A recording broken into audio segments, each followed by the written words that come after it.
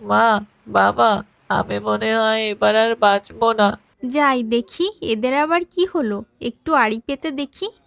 ছেলেটা আমার জ্বরে কাতরাচ্ছে শুয়ে। আহারে, ছেলেটা নিশ্চয়ই ইলিশ দেখে খেতে চেয়েছে। এ বাবা, এ তো দেখি ভাসছে।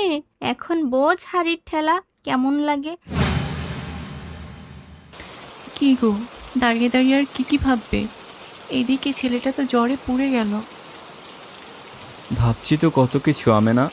এই যে বর্ষা শুরু হলো, এ কি আর এত সহজে কমবে বলে তোমার মনে হয়? দেখো, ছেলেটার পেটে কিছু নেই, ঘরেও তো এমন কিছু নেই যে ছেলেটাকে খাওয়াবো। মা, বাবা, আমি মনে হয় এবার আর বাঁচবো না, মরেই যাব। আমাকে একটু ইলিশ মাছ খাওয়াবে মা? হে বিধাতা, এই কেমন বিচার তোমার? আমার ছেলে আজ এইভাবে চাচ্ছে, আর আমি বাবা হয়েও কিছু করতে পারছি না। শোনো না, বলি কি, রিমা ভাবির বাসায় দেখেছি দুইটা তাজা তাজা ইলিশ কাল এনেছিল। যাও না, বলো না আমাদের 2 পিস মাছ দিতে। আমার ছেলেটাকে একটু ভেজে খাওয়াবো। ইলিশ না খাওয়ালে আমার ছেলেটা তো বাঁচবে বলে মনে হয় না। আমেনা, কী সব কথা বলছো এগুলো? চুপ করো, ওর ভালো করে সেবা করো।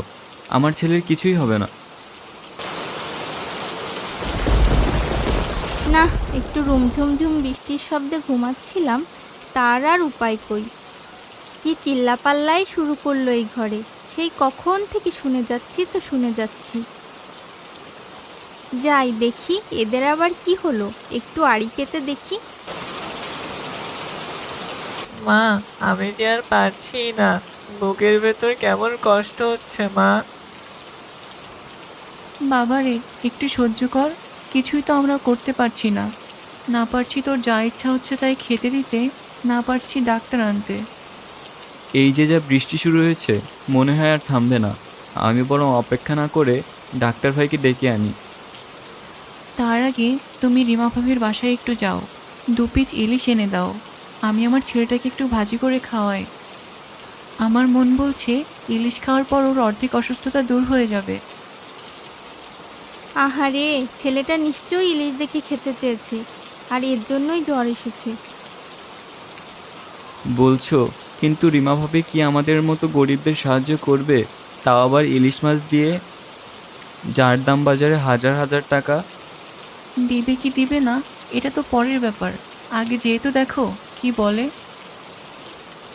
কই দেখি ওর বাপের পিছু পিছু যাই, দেখি সে ইলিশ জোগাড় করতে পারে নাকি। এই ঝড় বদলের ভেতরে ছেলের জন্য 2 পিস ইলিশের খোঁজে বেরোলাম। হে আল্লাহ, সাহায্য করুন, আপনিই ব্যবস্থা করে দিন। ওই তো দেখে যাচ্ছে, যাই পিছু পিছু দেখে গিয়ে ইলিশ পাই কিনা।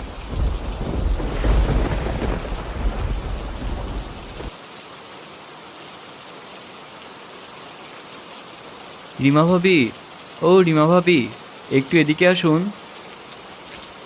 কি হলো, এই ঝড় বাদলে হঠাৎ আমার বাড়িতে? বলছিলাম, থাক থাক, আর বলতে হবে না, বুঝেছি। এই ঝড় বাদলেও বুঝি খিচুড়ি আর মাংসের ঘ্রাণ পেয়ে ছুটে এসেছিস? তোদের বাপু নাক বলিহারি, তা খিচুড়ি তো সবার প্লেটে দেয়া হয়ে গেছে, আর এতটুকুও পড়ে নেই। যাও যাও বাপু, এখন দিতে পারবো না। ইয়ে মানে না ভাবি, এমনটা কিছুই নয়। বলছিলাম, আমার ছেলেটার প্রচণ্ড জ্বর, জ্বরে আমার ছেলেটা কাঁপছে। ও বাবা, আমি আবার কবে ওষুধ বেচতে শুরু করলাম বাপু? ওষুধ দেবে তো ডক্টরে, এখানে কেন? ডক্টরের কাছে যাও না। বাবা, এ কি জল্লাদ মহিলা, এর কাছে এসেছে ইলিশ চাইতে? আমার তো মনে হয় না এর কাছে চেয়ে পাবে। যাই হোক, দেখি কি হয়। না মানে বলছিলাম, জ্বরের ঘোরে ছেলেটা ইলিশ ইলিশ করছে। ওর মা বলেছিল ইলিশ ভেজে দিলে জ্বর কমতো। ও মা, কোন কিতাবে বই পুস্তকে লেখা আছে যে ইলিশ খেলে জ্বর কমে? নাকি জ্বরের বাহানায় নিজেরাই এই বৃষ্টি বাদলে ইলিশ খাওয়ার ধান্দায়? হ্যাঁ, থাক ভাবি, আপনার দিতে হবে না। তবু এইভাবে বলবেন না, ছেলেটা আমার জ্বরে কাতরাচ্ছে শুয়ে। আসি ভাবি। কে থাকতে বলেছে? যাও যাও, ওসব ন্যাকামি অন্য কোথাও দেখাও গিয়ে। এরাও নাকি মানুষ, ওর ছেলের যে জ্বর আমি স্বয়ং সাক্ষী। মনে হচ্ছে ওই রিমাকে গিয়ে ফুটন্ত তেলে ভেজে খাই।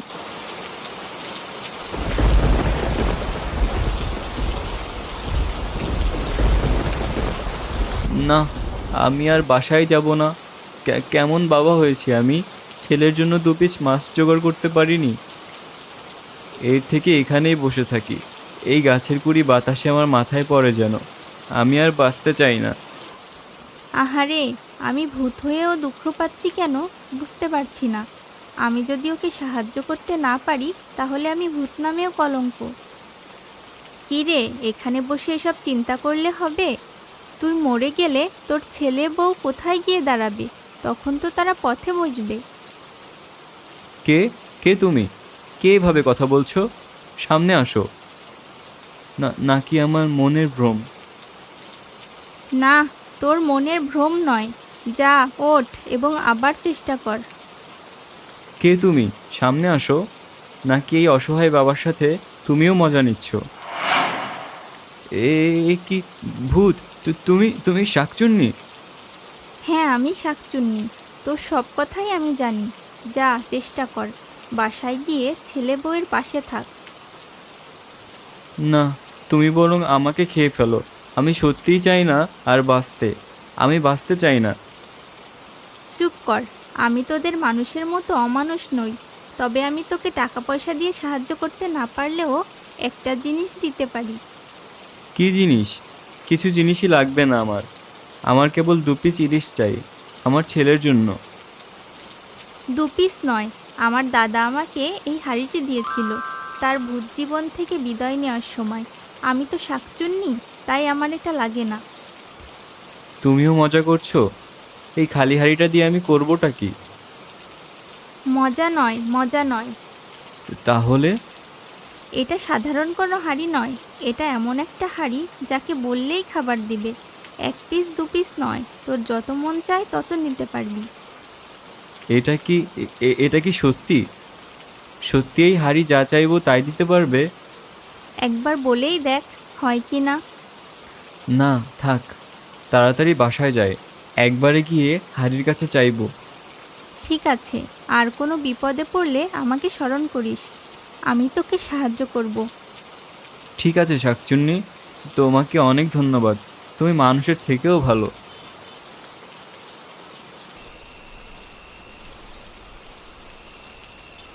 মানে এটা কি বলো?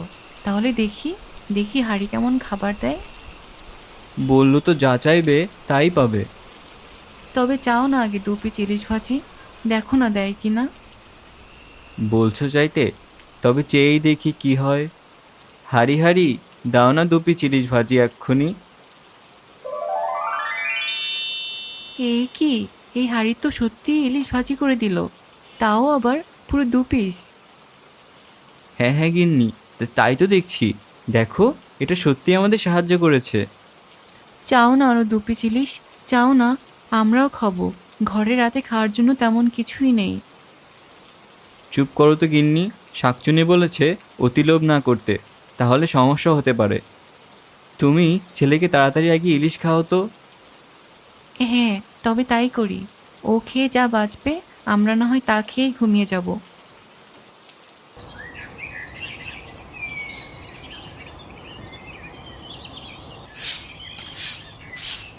বাবা, আমার জ্বর তো একদমই সেরে গিয়েছে।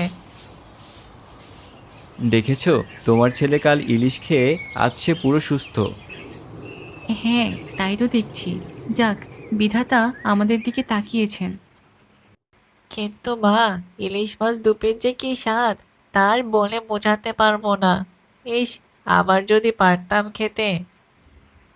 খাবি বাবা, খাবি। ওরম স্বাদের মাছ তোরে বাজার থেকে এনে দিব। এখন যা তো, গিয়ে একটু শুয়ে থাক। ঠিক আছে বাবা। রতনের বাবা, চাও না হাড়ির কাছে কিছু?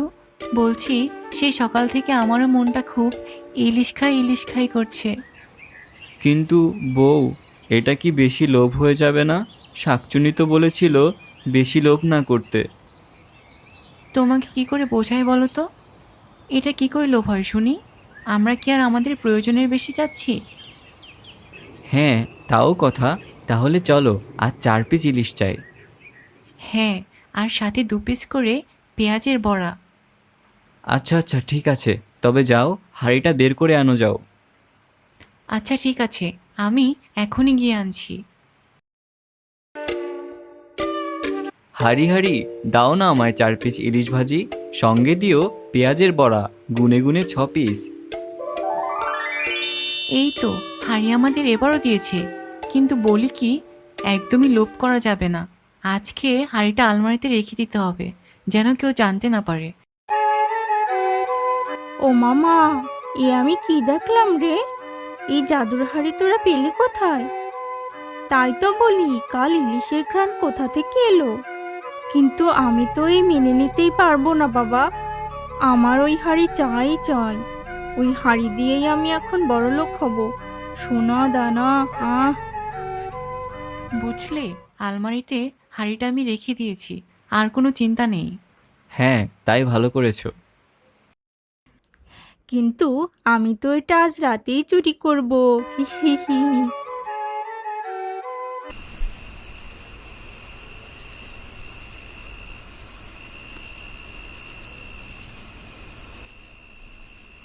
হি হি হি। এখন হবে আসল মজা। এখন যাবো ভালো ভালো খাবার। বাড়ির সামনেই একটা রেস্টুরেন্ট দিয়ে দুদিনেই হব কোটিপতি। হাঁড়ি হাঁড়ি দে দেখি, মাংস পোলাও ঘি সন্দেশ বাটি বাটি। কি হলো, হাঁড়ি কথা শুনছে না কেন? বুঝেছি, 2বার বলতে হবে।